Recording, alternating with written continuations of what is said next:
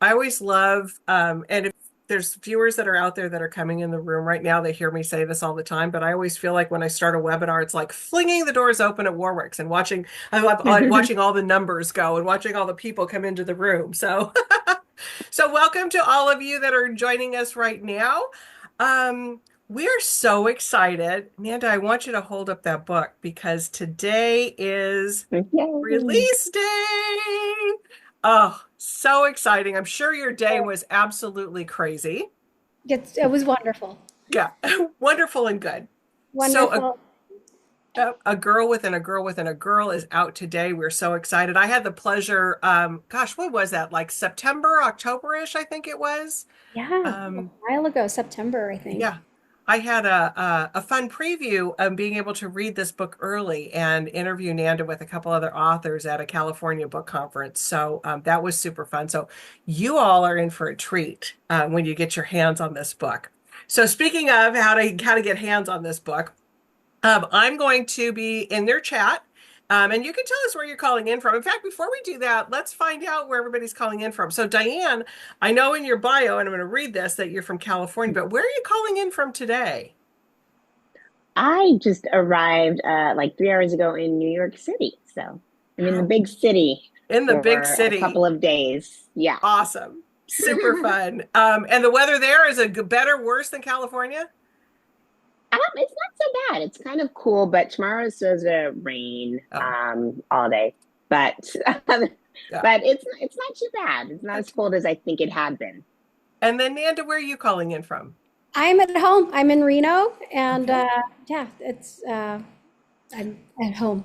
We were just talking though that she has to go over to Central California tomorrow, and we actually do have some weather coming in here to California. So Yep. stay safe on that. So for those of you that might be new to us and that haven't come into Warwick's before, Warwick's is located in San Diego, La Jolla, a little bit north of the San Diego downtown area. So my little sign there says we've been in business since 1896.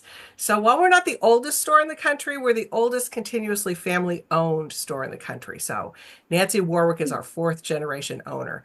And we were just picked last year in 2024 as PW's Bookstore of the Year. So lots of exciting things going on at Warwick. So yay. So as I was talking earlier about the chat, I'm going to be in there putting links into how to order both Nanda's and Diane's book. So if you're in the San Diego area, we'd love for you to stop by and pick those books up in person. There's lots of good things to look at Warwick's, but we can also ship them to the 48 contiguous state. So you can always just click that link. Or, I mean, we're here for Warwick's, but if you have a favorite local independent bookstore, please order through them as well. Um, Nanda and Diane are going to talk for about 30, 35-ish minutes. I know that everybody knows this on Zoom, but I still have to do my due diligence. At the bottom of your screen, there's a Q&A button. Pop some questions into there for Diane or for Nanda or Diane. We always love taking audience questions, so that's a great way. And so we'll be getting to those at about the 30, 35-minute mark. So let me quickly introduce these wonderful authors, and then I get to go away for a while and listen to this wonderful conversation. So Nanda Reddy is a Guyanese American writer and former elementary school teacher.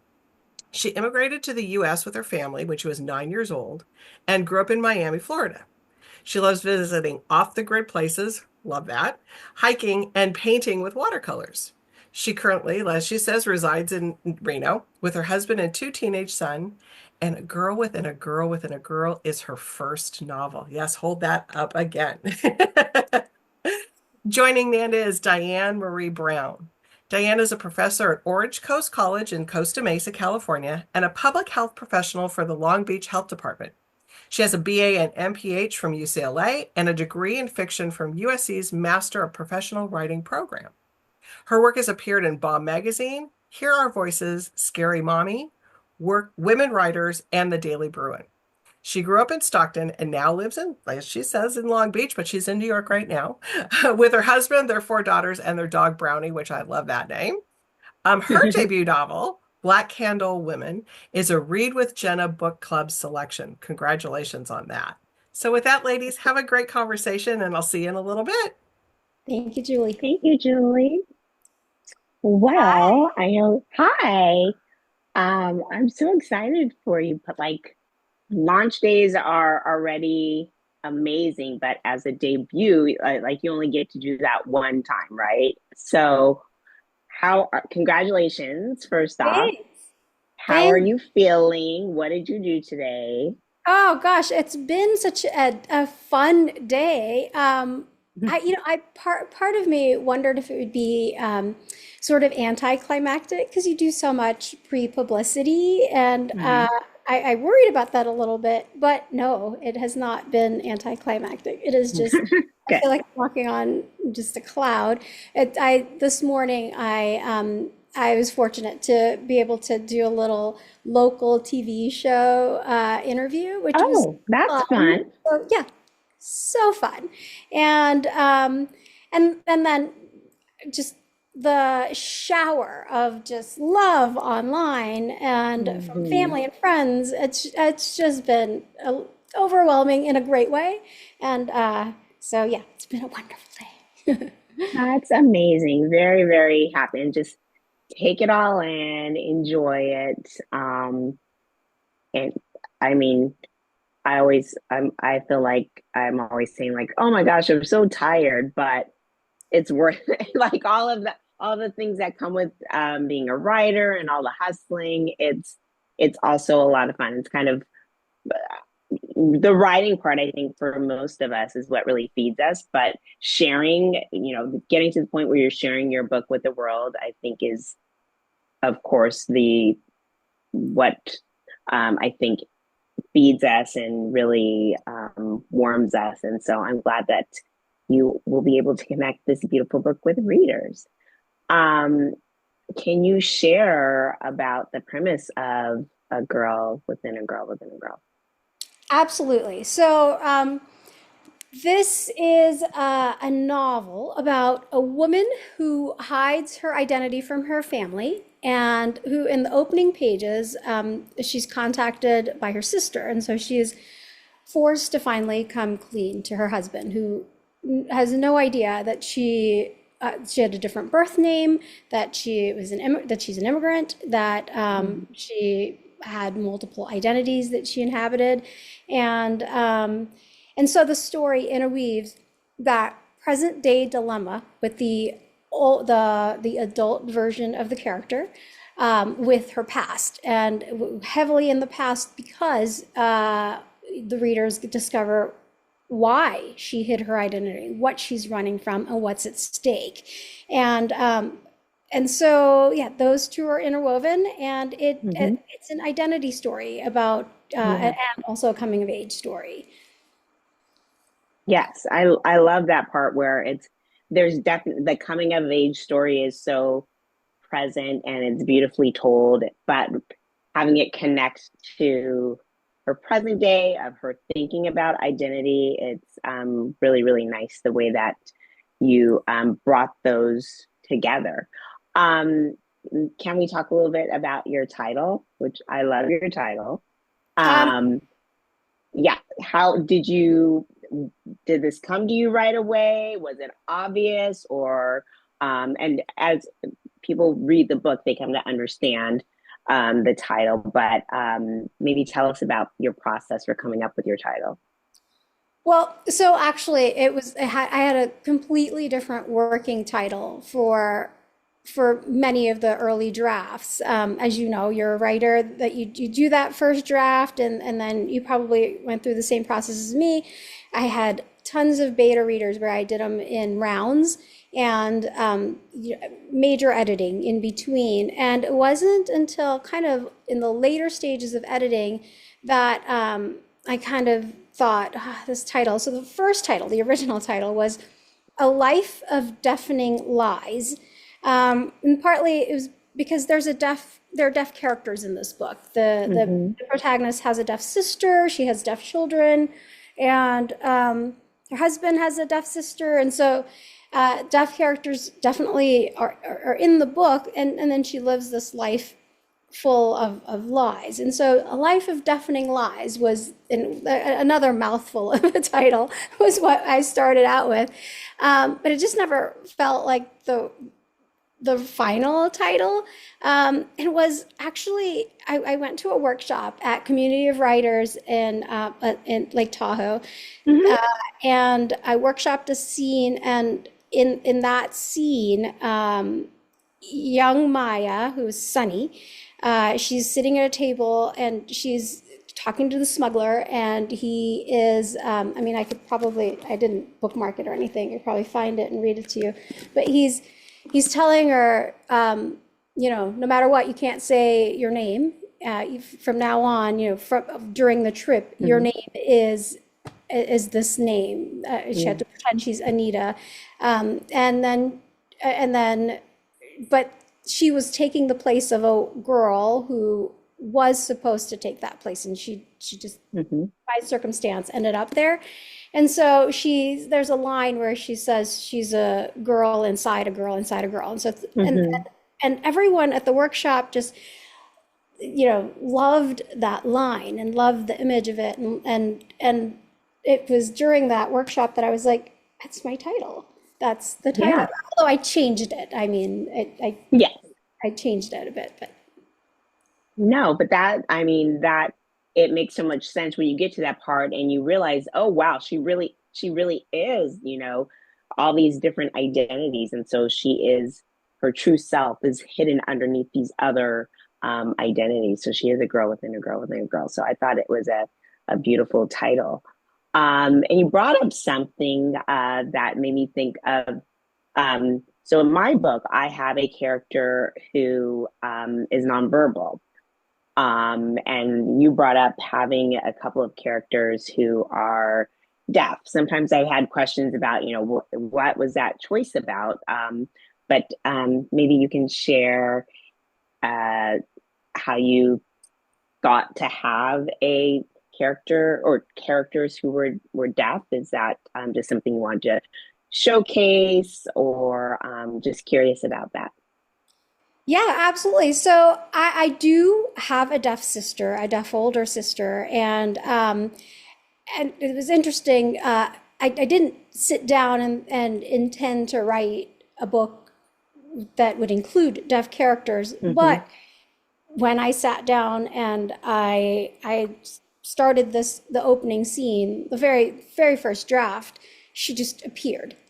There was Mm-hmm. she had a deaf sister, and I part of me worried people, that people would think, oh, is this autobiographical? Which of course it isn't in any way, but it just felt natural that she would, and I kept her, and then she became a key part of the story in an echo that Mm-hmm. happens, and in the main character finding herself when they're separated.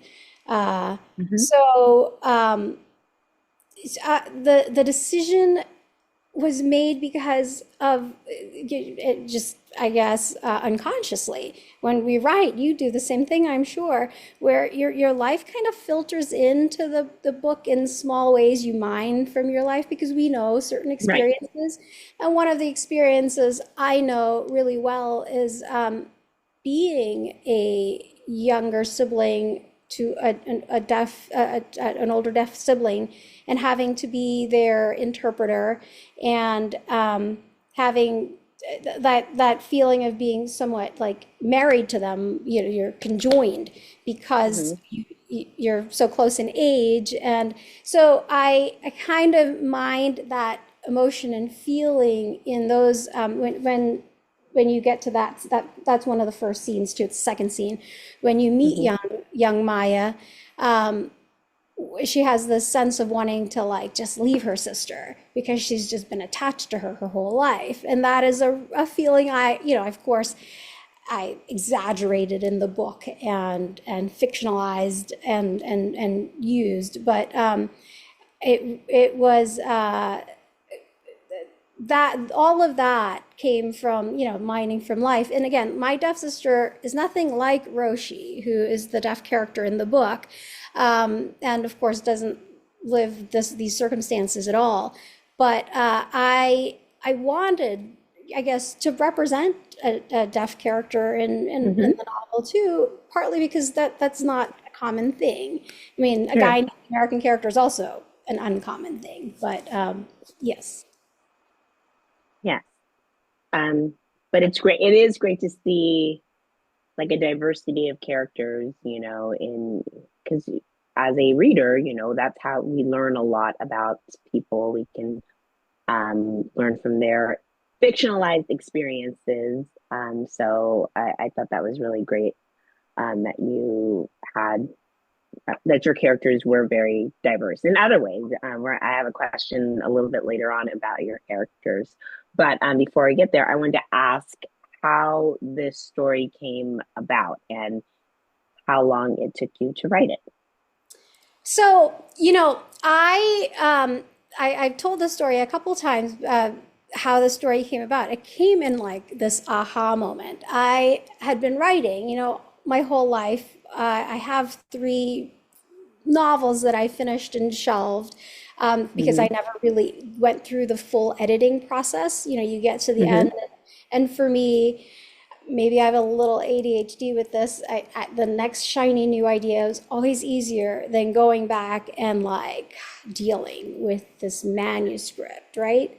So they're shelved. Did you ever share them with anyone? No, No. Oh, okay. Wow. the very first novel I did go through like a small process of trying to find an agent, but I was still in my like I would say early 30s, late 20s, Yeah.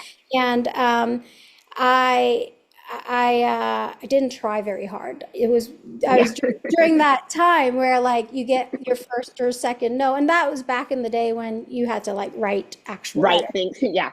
There no internet. It wasn't as Right. easy as it is today.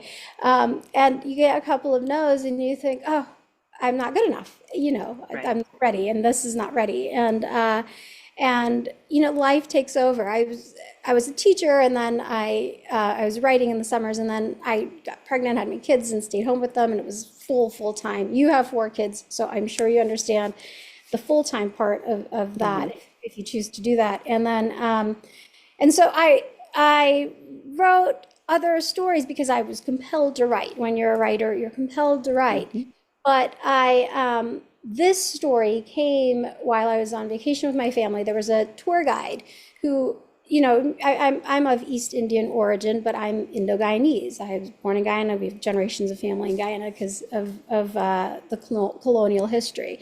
There was a tour guide who assumed I was South Asian, and I didn't correct him, but like the story popped in my head of a woman who just kind of denies that part of herself and hides that part of herself, and like why would she do that? And partly when it popped in my head, I think about identity a lot, being Yeah. an other in this country, and I'm sure you do too. Identity is a huge part of kind of small thoughts, your daily everyday life when you interact with people, because of the way the world is and the way, yes.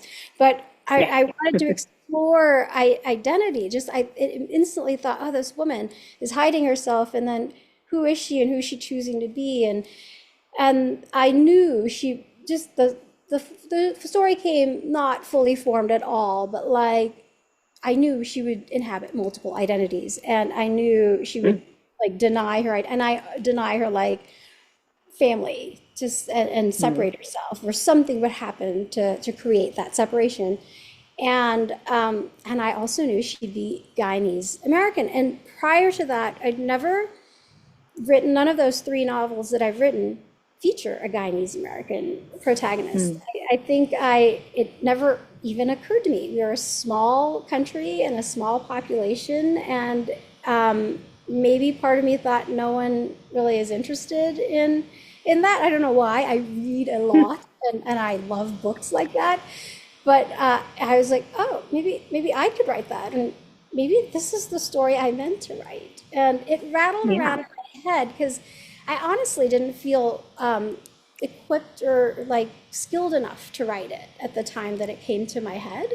I wasn't sure how, and so it rattled around until about COVID, and then Mm-hmm. my kids were getting older. They needed me less. I was doing less. I was saying no to more things at school and like doing And so I finally had more time to write, and I need to write this story because this is my dream to get a book out, and this is the story I really, really want to write. And it doesn't matter if it doesn't get published, I have to try.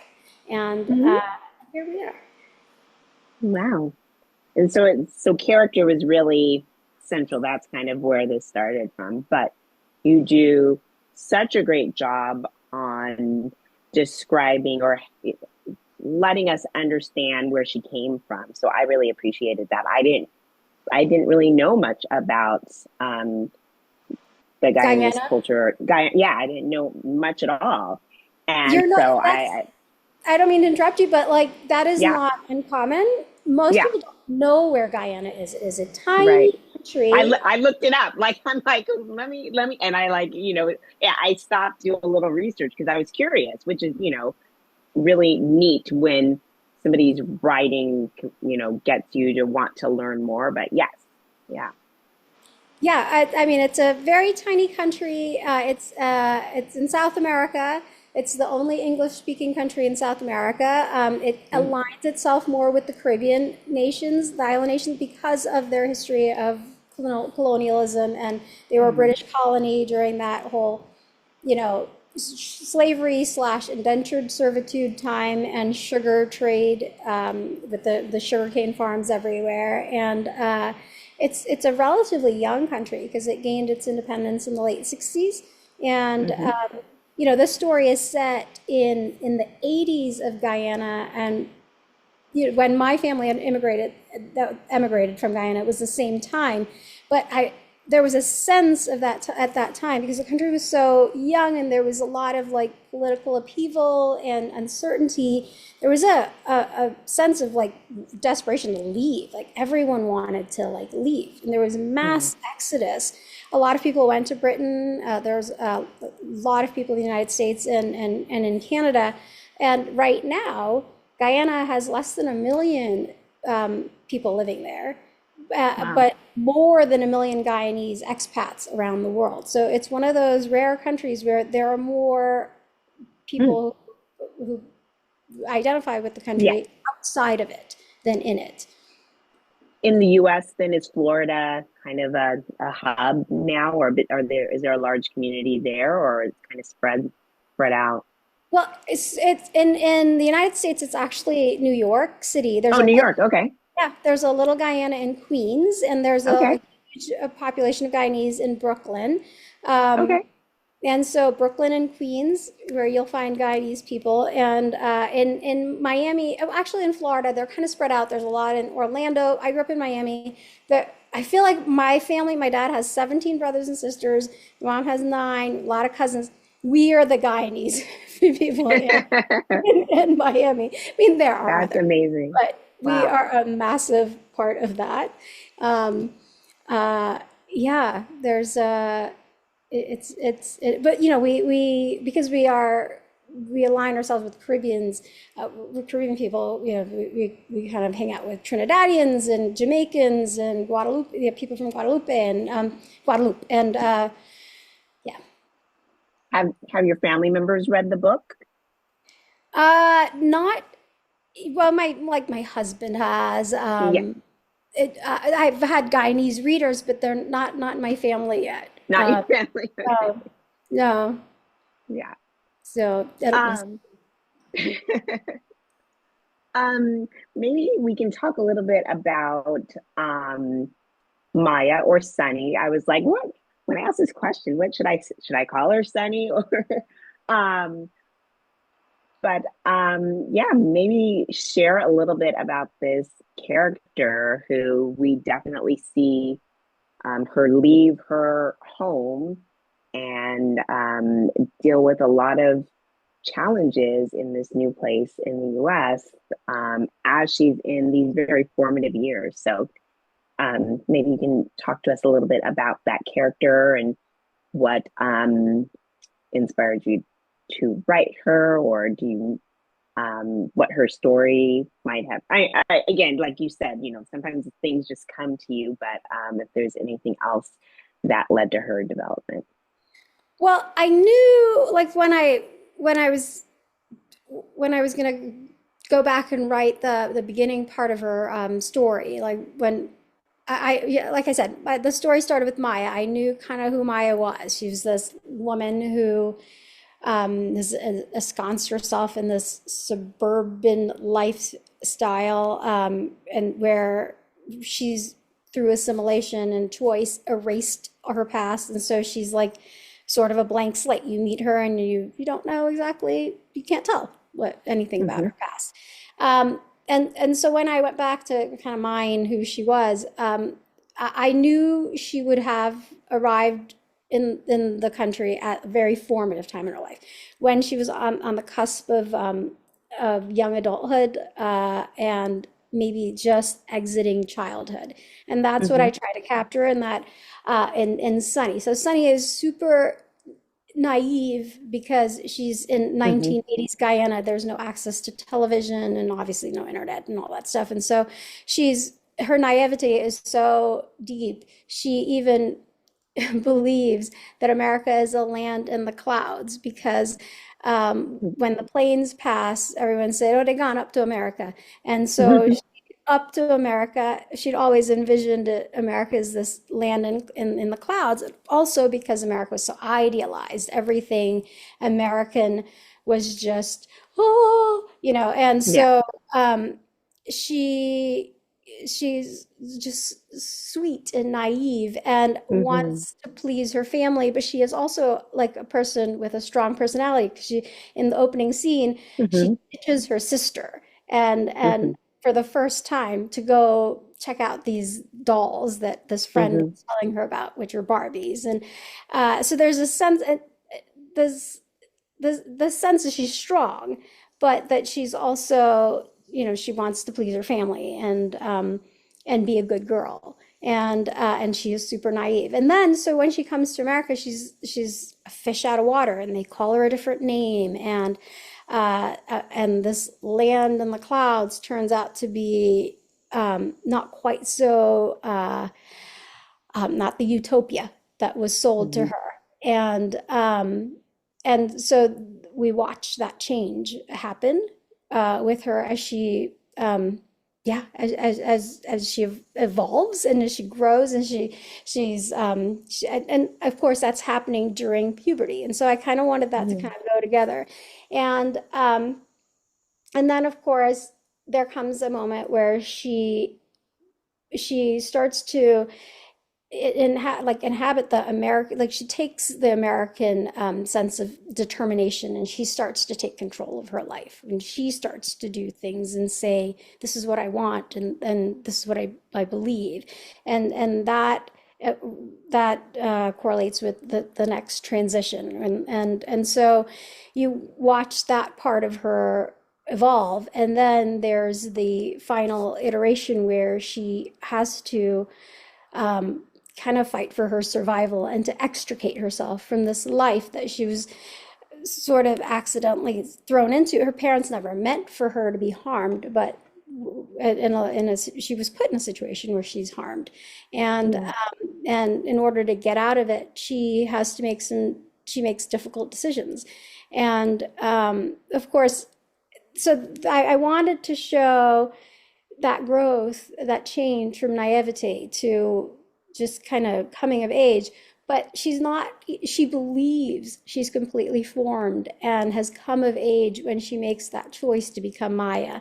And she, of course, forges this life for herself through grit and determination. But I think the true coming of age happens in adulthood. You watch that with Mm-hmm. happening with Maya, as Maya has to come to terms with, oh, true being a true full person is actually accepting all of those parts and showing them and owning them, even if some of them feel shameful or and so that's where the adult Maya has to get at the end. And so there's a coming of age happening in two levels. Mm-hmm. And during this time that you're showing of her adolescence, she has some really great people in her life that support her, that love her, that see the wonderful things inside of her. Um, I look at it as like her found family, and then you have some, I don't even want to say questionable people because some of them are Oh, pretty there bad. are. There's some Yeah, monsters.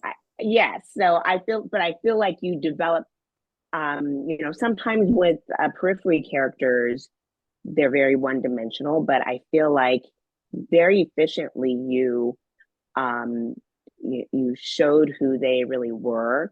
Not that we would sympathize with them, but because some of them do some pretty terrible things, but you have enough of an understanding, I think, the way that you portrayed them, that you can understand how they got to where they are, their thought processes in some cases. So I so um appreciate that. That was intentional. I mean, there are some monsters in this book, but monsters are people who were once yeah, babies and who had yeah, lives and that shaped them into who they are. And so, I mean, I I worked hard at trying to do that, and I really appreciate that you saw that. yeah, okay, good. Yeah, that really, really came through, that um and but so and I liked seeing the range of the type of people that she had in her life, where some are, yes, truly monsters, and some it's like, maybe that you think about maybe what they've gone through, and they're just out here trying to survive their own lives, and maybe um Sunny Maya was just kind of a casualty of that, but I think that's so like realistic. So um yeah. And same with the um good people in her life. Like I, mm, no one's perfect. Maya's not right. perfect. Sunny's not Yes. perfect. And, Jana is a wonderful woman, but clearly there are some things that are not meshing perfectly. And Right. Yvonne is like one of my favorite characters in the book. And I again, loved her. she has some things too that's that no one's perfect. They're all real. I tried to make them, Hmm. very real. And so, I so appreciate Yeah. that's come through. Yeah. Another thing I wanted to ask about is, you kind of mentioned it, was setting this in the 80s. I know, part of the reason probably is because it's Sunny Maya's story of her adolescence, and she's looking back. But were you like intentional about setting it in the 80s? Was it fun to go back and find some of those references, or what was your research like for the 80s, and also any of the book at all? So yeah, no, the 80s, well, I mean, I'm a child of the 80s, and so Yeah, that was me too. that was fun for me too.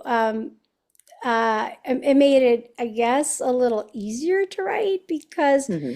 a lot of those references and things I refer to, I mined from my experience of coming to America in the 80s Hmm.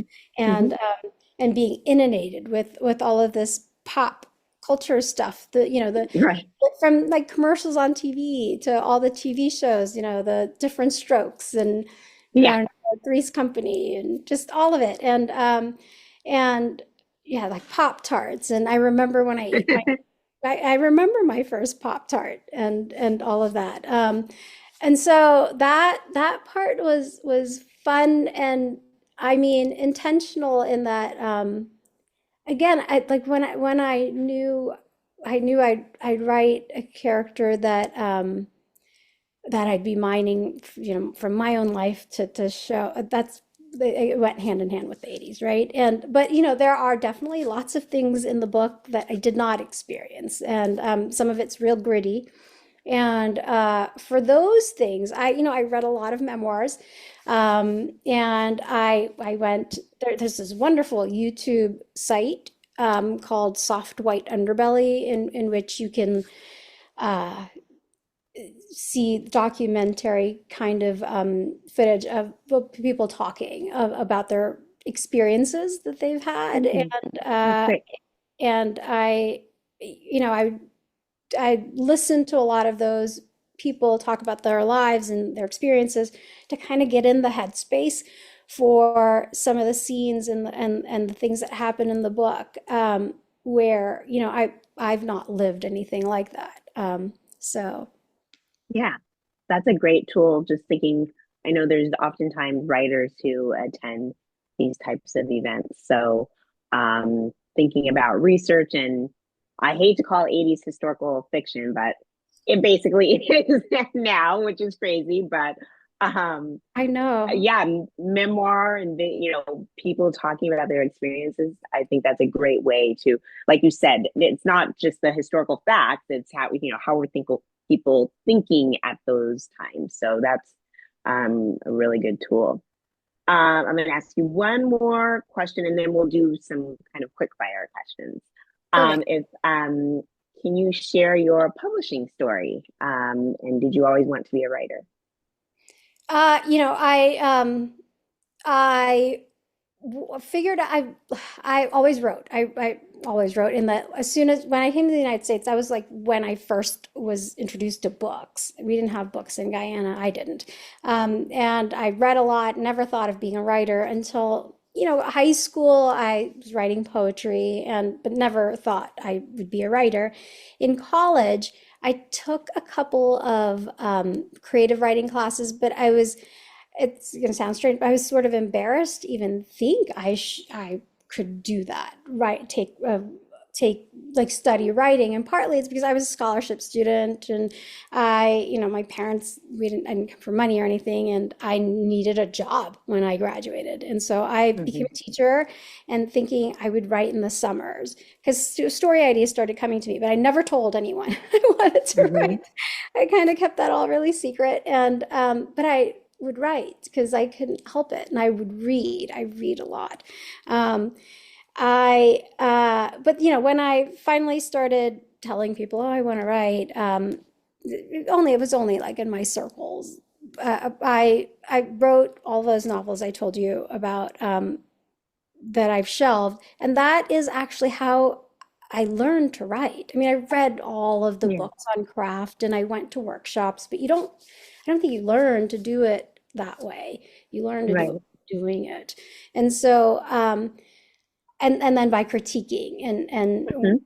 yes, by critiquing other people's work was just kind of really how I honed a lot of my own skills, right? And so Mm-hmm. I did a lot of that on online on critique workshop places. Um, but this book, so you know, I said I started writing it in 2020, and to to get it all down on paper, I actually I paid for this Writer's Digest class where you can submit 10,000 words every 3 weeks, and Oh wow. yeah, I needed this deadline because Yeah. you know, it's a little pricey class, and I thought I can't waste the money. You need to get these Mm-hmm. 10,000 words down because I tend Mm-hmm. get stuck in the weeds sometimes. Mm-hmm. I will edit a line for a whole week. Yeah. I can be in a paragraph for a week. Um, and so to push me forward, I needed that deadline. And that was wonderful. And I got the whole story down by taking the class twice. Mm-hmm. And and then I was on all of these like Scribophile and critiquematch.com. I'd made some contacts and through that I critiqued it, but I couldn't do chapter by chapter. I wanted like full developmental critiques.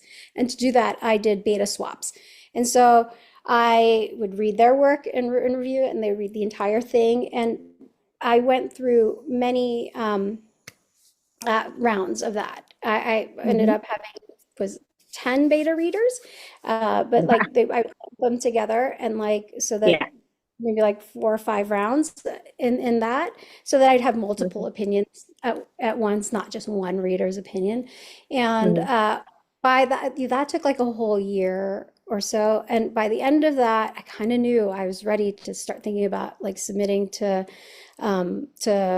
agents. And I don't have an MFA. I didn't know anyone. I kind of write in my little office. I don't even have a huge writing community in town here or anything. Mm-hmm. And I was not online. I actually didn't start my any online presence until I sold the book this so Zibby. But I didn't know anyone, so I was in the slush pile, and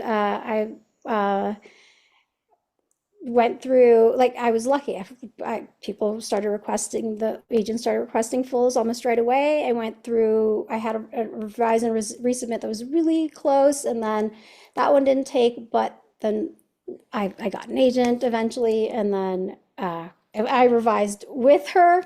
We went out on Hmm. sub, and I sold it, and I revised again. There's so much, Yeah. there's a lot of revision. Yes. It feels like it never stops. But yes, that's amazing. Yeah, Um, and now you're here. and now It's I'm here. well, that's I think it's great for people to hear, the tenacity and just, that there are so many revisions and not giving up. It's not always the case. Some people they write something and it sells right away, but I think for a lot of people, it's years, of doing this work. So, Yes. um, yes. So I have a few. I call them. It's a quick fire or quick and dirty, quick and fun. Yay, can't Um, wait. Yay. So I'll give you a few choices, and you can just yell out your answer. So what kind of reader are you? Hardcover, paperback, or e-reader, or I audiobook? I actually do a lot of audiobook lately. I try to read Yeah. 100 books a year, and in Oh, order to wow. do that, I have to That's a be lot. reading. Yes, but I had to learn how to read audiobooks because Yeah. you have to get your brain kind of like primed for that. And when I did, I it was just, yeah, I could read 3 or 4 books a week because, yeah, well, Yeah. no, 3 or 4 books a month, not, or five. No, actually 2 or 3 a week or so. Yeah, 2 or 3 a week. Yeah. Um, Quiet or music or other sounds when you write? Oh, absolute silence. I can't even Silence. hear other Okay. people at home. I needed to be dropped dead, like so silent. I also, I don't, maybe I do have ADHD or something. I can't write where I have a little office that I'm not in right now that doesn't have any windows. I face a wall. I kind of Hmm. need to be just like in a vacuum. Yeah. Speaking of dolls, Barbies or other dolls or toys? Big. So I actually never even had a Barbie. I got a knockoff Oh, Barbie. That was what I not had. Which is Barbie. why I love Barbies, I guess, because I Yeah. wished I had them, although I never ended up collecting them or anything. Barbies are really cool, but I do love all the Raggedy Anns. Dolls are, Oh, yeah. yeah. Yeah. Um, Favorite 80s movie or show or song or event? A favorite from the 80s. Is Dead Poet Society 80s or is that 90s? That was my favorite movie Um, ever. Is that that might early be 90s? early 90s, but I'm not 100% sure, but close enough. Yeah. I was just thinking of the era that you were writing in. And what's a book you feel like you should have read by now, but you still haven't gotten to? Oh, Gabriela Garcia Marquez's, One gosh, the title just left me. But that is one that I start and over again, and I just can't get that Solitude, 100 years of 100 Years of solitude. Solitude. Yes. I've had a couple of friends say it's their absolute favorite book. And so I Mm-hmm. feel horrible because I'm just like, get through it. I know. It's one of those. Yeah. And last one, place you've never been that you would love to go to. Oh, lots of places I've never been that I'd love to go Hmm. to. I'd love to go to New Zealand, and I've never been to Australia. I've not been to China. I've not been to Vietnam, Thailand, anywhere in the East there. Yeah, all of When's it. the last time you were in Guyana? Actually, this past year for spring break, I went Oh, with good. my parents and my family. They all went for the first time, and that was pretty special. Very nice. Well, thank you. It's Thank been you. lovely talking to you. I think Julie's going to handle questions. Yep, and it was such a great conversation. We all got a really good, thank you, Diana, such a great insight into the book. And so you all are in for a huge treat and a huge reading treat. So if you have any questions, go ahead and pop them in the Q&A. But while we're waiting for maybe some to come in, and I know well, I'll save this one for you, Nanda. I'll go to you, Diane, first. Because when did your book Black Candle Women come out? It came out 2 years ago. Just, yeah, exactly 2 years ago. I'm in New York because it's the Reba Jenna 6 year anniversary. So I'll be on the Today Show tomorrow. So maybe Oh. I'm going to wear a bright jacket because last year I was on for the 5th anniversary and they just panned over and you saw my jacket. So, Wear something bright and but yeah, colorful so we can go, oh, there's Diane. yes. So Yeah. two So it years. was 2 years So ago. 2 years ago. So are you working on something or something new coming soon from you? I am. I'm going to meet with my agent in the afternoon about my new project. So just crossing our fingers that that we'll sell it somewhere. Excellent. Can you give us a little hint of what you're going to be writing about this time, or you don't want to jinx it? Oh, it's a, I haven't come up with my elevator speech or pitch about it, but it involves hip hop, a magic potion, a theft.